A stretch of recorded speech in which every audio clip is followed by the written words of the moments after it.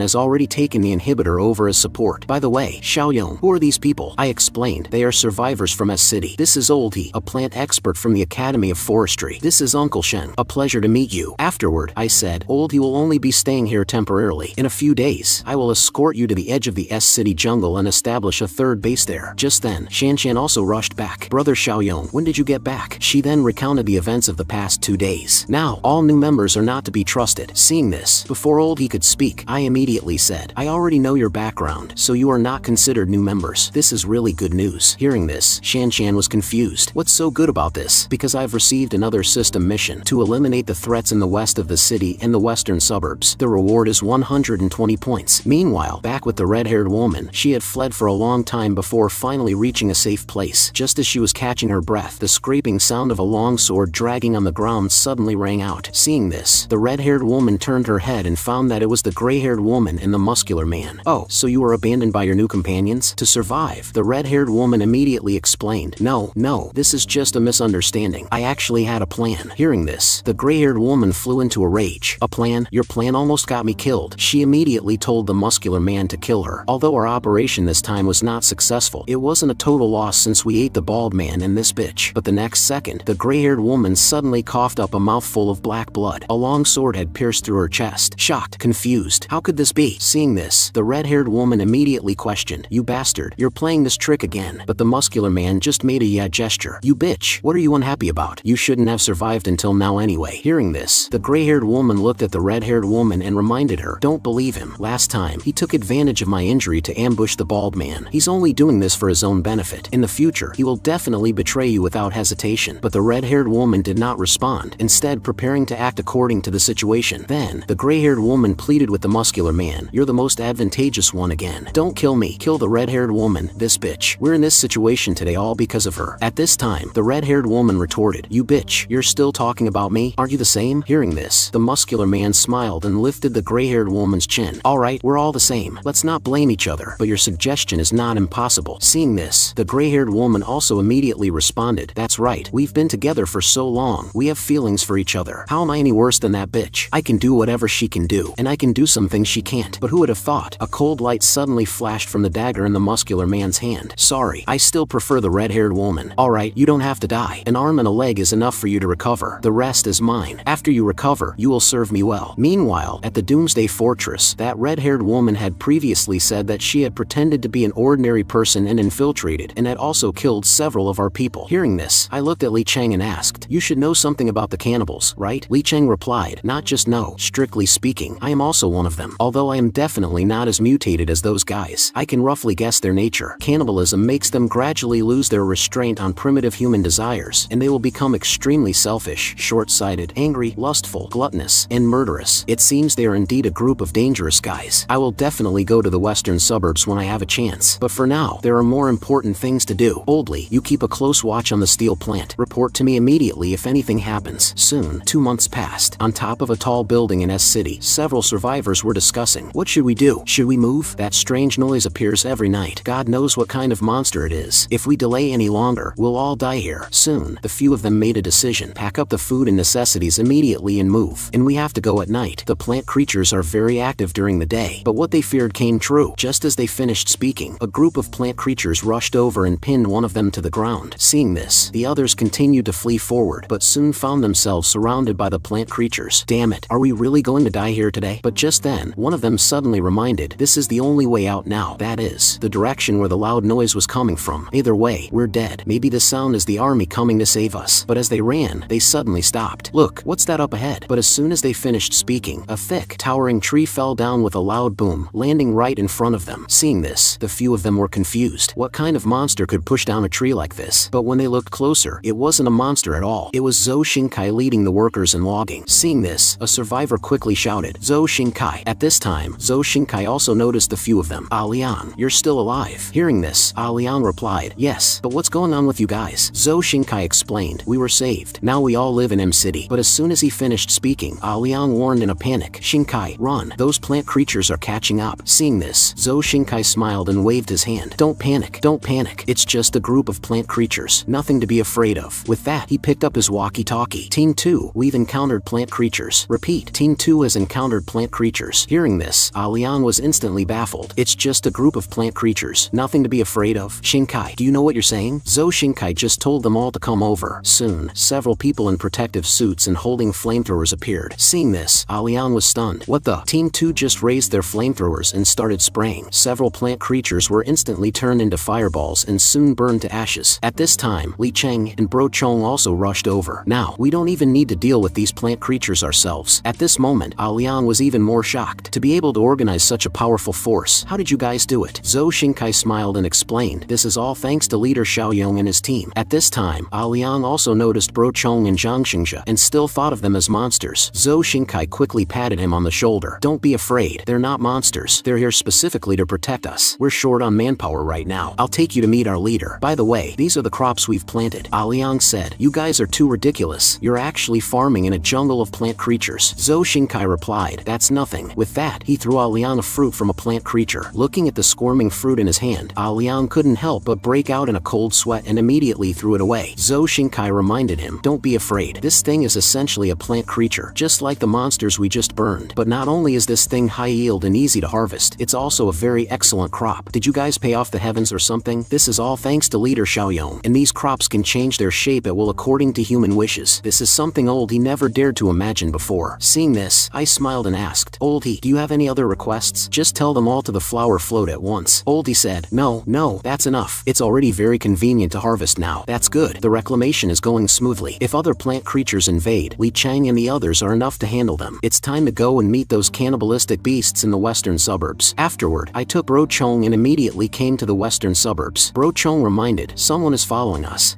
I've noticed. Their strength is on par with Zhang Qi and the others." Bro Chong asked, "What should we do?" I smiled faintly. "What else can we do? They're all extra meals for you." At this time, the clueless red-haired woman was about to make a move, but was suddenly stopped by the muscular man. "What are you waiting for? Be careful someone else doesn't get to them first." The muscular man replied faintly, "Someone else already has." I saw more than a dozen cannibals appear in front of me, looking at me with excitement. The short-haired woman in the lead licked her lips. Well, 2 top-grade ingredients we've never encountered encountered before. It's actually a pure evolver. I've never seen one before. I wonder how much stronger I'll get after eating him. Wait, what's that guy next to him with the mask? Does he have the ability to control zombies? Maybe if I eat him, I can take that ability for myself. That way, I'll be sure to win against that guy in the northern suburbs. At this time, the red-haired woman was still blaming the muscular man. See, now someone else has gotten to them first, but the muscular man just sneered. Open your eyes and take a good look. Is it a good thing or a bad thing that someone else got to them first? As soon as he finished speaking, the red-haired woman's jaw dropped in shock. How is that possible? Because in just a few seconds, the cannibals who had been so arrogant just a moment ago were now being beaten to a pulp by Bro Chong, screaming and crying. And on my side, it was 1/1 kill. Seeing this, the surviving cannibals fled in terror. How can such a perverted existence be possible? Run, run, but where would I give these guys a chance to live? At this time, a cannibal had already crawled over to the muscular man's side. Seeing this, the red-haired woman cursed, "You bastard, don't run this way. Are you trying to get me killed?" And I grabbed a piece of rebar from the ground, hoisted it up, aimed it at the cannibal, and threw it with a loud whoosh. In an instant, the rebar was like a cannonball, flying in front of the cannibal in the blink of an eye. It didn't even have time to react before the rebar pierced through its back, then shot straight through the wall in front of the muscular man, scaring the two of them so much that their bodies trembled involuntarily. Fortunately, I didn't discover their existence. These guys are not bad in terms of strength. They must have variant cores on them. So, I rewarded them all to Bro Chong. Soon, the muscular man cautiously peeked his head out. Seeing this, the red-haired woman asked, "Are they gone?" The muscular man replied, "They're gone. And they only ate 3 bodies. So this big pile of leftovers is all for us to enjoy." It seems Bro Chong's appetite is not that big. He ate for a long time and only had 3. Bro Chong said that his body was only so big, and eating this much was already his limit. But just then, a strange noise came from the surroundings, and I immediately discovered the direction of the sound. I took out my weapon and walked towards the sound. At this time, a man with glasses and a crossbow walked out. "You all, stay back. One more step and I'll shoot you dead." It seems the man with glasses is just an ordinary person. He didn't know where I came from, and his throat couldn't help but swallow a mouthful of saliva. Seeing this, I immediately spread my hands and explained, "Brother, don't get excited. I'm an ordinary person, not a cannibal." But at this moment, the man with glasses was very nervous. "Don't move. I told you to stay back." With that, the crossbow in his hand shot out, and I just gently stretched out my left hand and caught his crossbow bolt with just 3 fingers. Seeing this, the man with glasses was also shocked. How is that possible? He actually reacted fast enough to catch the crossbow bolt with his bare hands, and I didn't give him any time to react. I flashed in front of him and slapped the crossbow out of his hand with a loud smack. "All of you hiding behind, come out. We are not cannibals." Seeing this, a woman tentatively asked, "Then you, who are you?" After some explanation, this group of survivors roughly understood. "It seems you found a way to fight zombies without eating people. This is great." And I also asked with confusion, "Where are you guys planning to go next?" The man with glasses replied, "There's a West Wind steel plant in the southern suburbs. They were collecting information about survivors with a radio before. We were going to go there, but then we thought, they're just a group of ordinary people. It's impossible for them to stop the invasion of these cannibals." At this time, I raised my doubts again. "Is there a safer place than the West steel plant?" The man with glasses said, "There's a human community in the northern suburbs. They hunt cannibals. We were going to go there. We only heard about it from those cannibals. Otherwise we wouldn't have dared to go rashly. I heard that the leader of that community is a real powerhouse. He can take on 5 or 6 cannibals by himself. The safety there depends entirely on him." "Entirely on him? There are at least 1,000 cannibals in these western suburbs. Can he protect them all by himself?" The man with glasses said, "Most cannibals act alone. They rarely form groups." At this time, a young man behind him refuted his statement. "That's not right. The day before yesterday, I saw the cannibals gathering together, as if they were plotting something." But the next second, the man with glasses became angry. "I told you, your mental state has been bad lately. You must have mistaken a dream for reality. Cannibals will fight among themselves as soon as they gather. Otherwise I wouldn't have survived until now. Little brother, don't listen to him. He just wants to go to the West steel plant because his brother might be there. And I've told you so many times, the chances of your brother being alive are almost 0. Even if we go, we'll probably die there. Can the West steel plant stop the cannibals? They might even be cannibals themselves." Hearing this, I smiled and replied, "You're actually right about that. The original leaders of the West steel plant were indeed 2 cannibals, but I've already killed them. By the way, what's your brother's name? Maybe I know him." Hearing this, the young man replied loudly, "My brother's name is Li Cheng. He was originally an auxiliary police officer in the southern suburbs." "Big brother, have you heard of him? Is he still alive?" Hearing this, I smiled and replied, "What a coincidence. I'm quite familiar with Li Cheng. He's at the West Wind plant right now, helping me manage the farmland." At these words, the young man asked excitedly, "Are you serious? Even agricultural production has been restored? That's great. I told you we should go to the West Wind plant." But just then, the man with glasses interrupted the young man and asked me who I really was. "I don't believe such a coincidence would happen. Are you trying to trick us into going there and then killing us to eat our flesh?" Hearing this, I was speechless. If I really wanted to eat you, would I need need to trick you? But just then, with a loud bang, a bullet whizzed past my face. Seeing this, the man with glasses shouted, "What the hell are you doing?" The boy replied, "I'm sorry, I accidentally fired." But the next second, the roars of cannibals came from a distance. The man with glasses cursed. The gunshot has attracted the cannibals. He quickly told everyone to hide in the building. Seeing me not moving, the man with glasses quickly reminded, "Come on, don't you want to live? Even if you have some skills, you can't be a match for a group of cannibals." Hearing this, I just smiled faintly. "Didn't you say that cannibals will fight among themselves when they gather?" The man with glasses replied, "That's only when they're dividing the spoils after killing you. Forget it, I'm leaving first. You can stay here if you're not afraid of death." As soon as he entered, he told everyone to lock the door. "Hurry up, hide as deep as you can. The cannibals are coming." Soon, everyone hid in a very secret room. I hope that kid doesn't give us up later. Soon, a group of ferocious cannibals surrounded us. But when they saw me, they were confused. Why is there only one person? And they questioned another group of cannibals. "Did you guys eat the rest?" The male cannibal in the lead said, "What the hell are you talking about? I just got here too." The female cannibal said excitedly, "By the way, have you guys noticed? This guy is not ordinary food. Eating him is like eating dozens of ordinary survivors." The man with glasses was observing everything from the window. More than 10 cannibals have gathered, and more are still coming. That kid is done for. There probably won't even be any bones left. At this time, the male cannibal made a move. "This first one must be mine." Seeing this, I just sidestepped and dodged his attack. The cannibal lost his balance and fell flat on his face. Seeing this, the other cannibals exclaimed, "Damn, so fast." And I just said faintly to the cannibals, "To save time, you can all come at me together." This provocative statement completely angered the cannibals. "You dare to look down on us? Brothers, let's get him together and kill him first." And I just gave Bro Chong a look, signaling that they were all his. "You should burn some more energy so you can eat more later." As soon as I finished speaking, a big bearded cannibal rushed over. Seeing this, I squatted down to dodge his attack, then shot up to the top of the big beard's head, causing him to miss. Seeing this, the man with glasses exclaimed, "Damn, he can jump so high. What kind of monster is this kid? This is ridiculously perverted." A cannibal on the side was also shocked. "This guy's physique is obviously far superior to ours." With that, he turned and fled without looking back. "This monster is not something we can handle. Run, or we'll die." But before he could run a few steps, he was shot in the back of the head. Trying to escape? That's impossible. I will not let a single cannibal leave here alive. Then I looked down at Bro Chong and said to the cannibals, "If you can beat him, I'll spare your lives today." Hearing this, Bro Chong was baffled. "This is a bit much." Hearing this, the cannibals rushed over without a word. "Everyone, let's get him together and kill him." But Bro Chong's eyes suddenly narrowed, and a murderous aura erupted from his eyes. Then, he threw a punch without hesitation, piercing through a cannibal's abdomen on the spot. In an instant, a group of cannibals was beaten to a pulp by Bro Chong. Unable to take care of themselves, the flustered female cannibal exclaimed, "How is this possible? Let's not even talk about that guy with the gun up there. We can't even beat this guy in front of us." And I didn't want to waste any more time, so I picked up my weapon and started an indiscriminate attack. The man with glasses upstairs was also dumbfounded by this scene. Just the two of them. They actually wiped out this group of cannibals. After clearing out the cannibals, I immediately signaled for the man with glasses and the others to come out. "It's safe now." The man with glasses and the others looked at the bodies below in disbelief. Then they immediately made a decision. "We've all thought it over. We've decided to join the West Wind Steel Plant. I wonder if you can accept us." Hearing this, I replied, "No problem, but you have to take me to the North Suburb settlement you mentioned." The man with glasses was confused. "What are you going there for?" I explained, "Because I want to confirm if it's necessary to kill all the people you mentioned." At the same time I was heading to the North Suburb base, 7 cannibals launched an attack on it. But with the sound of boots clicking, the leader of the North Suburb base, Bro Fong, walked out. The one who spoke was his daughter. "Dad, facing so many cannibals is too much for you." But Bro Fong knew very well in his heart that if he didn't go, no one in the North Suburb base would survive. So, he quickly ordered his men to close the gate. "Don't let a single cannibal in, and don't let a single person out." With that, he stomped hard on the ground and leaped into the group of cannibals. At this time, the cannibals also noticed Bro Fang's arrival. They unanimously decided, "Let's team up and kill him. Then all the human flesh in the settlement will be ours." Then they were about to attack Bro Fang, but the next second, Bro Fang's expression changed, and the blood vessels on his body became visible through his skin. With a sudden roar from Bro Fang, he turned into a monster covered in spikes, constantly making a wah-wah sound. The 7 cannibals were instantly scared. Is this the power of that guy? But from the ugly appearance of this thing, it's even more twisted than us. But when they thought of the fresh human flesh they could eat after killing him, the cannibals rushed forward without any hesitation. Instantly, fists and stones rained down on Bro Fang. But what surprised the cannibals was that after just one round, several of them had broken arms or lost legs, as if they had been put into a giant meat grinder. Under Bro Fang's fierce attack, the cannibals were as fragile as glass. Soon, the 7 cannibals were either dead or disabled. But Bro Fang's situation was not much better. He was paralyzed on the ground, constantly gasping for breath. The few remaining cannibals wanted to fight again, but with another roar from Bro Fang, the remaining cannibals all turned into bodies. bodies. But after this battle, Bro Fong was already on the verge of death. All of this was seen by the survivors, but they did not dare to go and help because Bro Fong could not control himself in his mutated state and might even kill his own people. But just then, several survivors pleaded, "He can't move anymore. If we don't help him, he won't be able to eat those cannibal bodies. He will definitely die. Open the gate. We are willing to risk our lives for him." At this time, Bro Feng's daughter was already crying. "My dad just said that no one is allowed to go out. I'm sorry, everyone." But the survivors couldn't care less at this moment. "Stop dawdling. Open the gate. We are all willing to take the risk, so don't worry." As the base gate slowly opened, several survivors rushed towards Bro Feng's position. Seeing this, Bro Feng shouted to stop them. "Go back. What are you doing? Don't you want to live?" But at this moment, the survivors only had one thought. "We can't just watch you die. Once you die, the whole settlement will be finished." With that, they threw the cannibal bodies over. "Everyone, stay away from that mouth." As a cannibal body was swallowed, but this group of people had never seen such a bloody scene before. They were all scared and stunned. One of the survivors couldn't help but vomit. As more and more bodies were sent over, Bro Feng's body also improved. But just then, a figure suddenly appeared. Another group of cannibals had arrived. How did this monster become so weak? It seems he just had a fierce battle with our own kind. Thinking of this, the long-haired man couldn't help but drool. Good. Our own kind has paved the way for us. We're so lucky." At this time, the people also discovered the existence of the cannibals. "What should we do now? Bro Feng hasn't fully recovered yet. He's probably no match for them. This time, it's our turn to protect Bro Feng." At this moment, I was on my way to Bro Feng's side. Just as the man with glasses said, the number of cannibals here was obviously getting smaller and smaller. At this time, the man with glasses reminded, "We're not far from our destination." Suddenly, a gunshot rang out from a distance. "There's a gunshot ahead." The sound was coming from the direction of the north suburb base, and I also judged from the gunshot that the distance was less than a kilometer. It seems we're really about to arrive. And the situation of the survivors on Bro Feng's side was not very good. Some were directly decapitated, others were cut in half at the waist. Bro Feng's daughter's gun was also just a useless resistance. "Bastard, I'll fight you." At this time, a lecherous cannibal rushed over. "Little girl, your flesh looks so tender and smooth." With that, he directly knocked the gun out of her hand. "Just be a good girl and let us brothers have some fun first. Your body is too tender and tempting. Brother will be gentle." But just in the nick of time, Bro Feng, who had just recovered a little bit of strength, suddenly threw a punch, directly tearing the cannibal in half at the waist. Bro Feng's daughter also lost her balance and fell to the ground. Looking closely, she had 3 scratches on her arm. Seeing this, the other cannibals were also shocked. "Damn, this monster is in that state, and he still has the strength to fight back. Let's work together and kill him first." With that, several people launched a fierce attack on Bro Feng from different directions. Seeing that the time was not right, the people pulled Bro Feng's daughter and were about to leave. "We can't stay here any longer. Come with me." At this time, Bro Feng was already on the verge of death, but he was still worried about his daughter's safety in his heart. "Run, quick!" But just then, a sharp sound of something breaking through the air suddenly rang out. Looking up, it was actually a rock weighing several tons. With a loud boom, it came crashing down, instantly crushing a cannibal's body and separating Bro Feng and the cannibals. Seeing this, the cannibals immediately looked back. A group of survivors also looked over here, and the ones who had come were me and Bro Chong, who had arrived just in time. The cannibals did not dare to act rashly. "Is it another group of cannibals?" But a teammate behind him said, "That's not right. That monster is obviously not a cannibal. But who can guarantee that cannibals won't all end up looking like this in the end?" Hearing this, I just coughed a few times to keep from laughing. Bro Chong was so embarrassed that he broke out in a cold sweat. But the cannibals quickly understood. "It seems they're not our kind. That monster doesn't have the aura of our kind. The one next to him is a pure evolver." In response, I just smiled faintly. "Go on, Bro Chong." Hearing this, Bro Chong stretched his shoulders. "The dirty work is always mine." With that, he shot over in a burst of speed. The cannibals, who did not know Bro Chong's strength, were also not afraid. "A mere zombie. I don't even know how many I've killed." But before he could finish, he was knocked to the ground by Bro Chong with one kick. Everyone on the field was stunned. What kind of monster is that? How can he be so strong? He's probably much stronger than Bro Feng. Seeing this, the man with glasses explained, "Don't worry, they are powerhouses from the southern suburbs." At these words, the man with the hat was shocked. "Powerhouses from the southern suburbs? I thought Bro Feng was already the strongest in this chaotic world. I really didn't expect." At this time, the cannibals were also baffled. "What's with this zombie? Why is he so ridiculously strong?" "It's okay. Don't be afraid. Let's all go together. We can definitely take him down." But they all agreed, but not a single cannibal dared to go forward and make a move. "Damn it, you guys go on. You go first. I'll follow right behind. If you don't go, how can I go?" This scene made Bro Chong very confused, but a few clueless cannibals behind him turned their target to me. "Since you're all so scheming, then I'm not holding back either. This pure evolver is mine." Seeing this, my eyes just suddenly narrowed. Then I slowly stretched out my right hand, and in the blink of an eye, I had pierced through a cannibal's chest. Instantly, a mouthful of black blood spewed from his mouth. The other cannibals also immediately stopped in their tracks when they saw this. "Damn, this guy is even stronger than that monster. Damn it, you guys go on. I'm getting out of here. But how would I give them a chance to live? I waved my palm, and 5 vines shot out, directly piercing through the cannibals' chests. With that, all the cannibals were completely wiped out. The man with the hat had never seen such a scene before. Devil,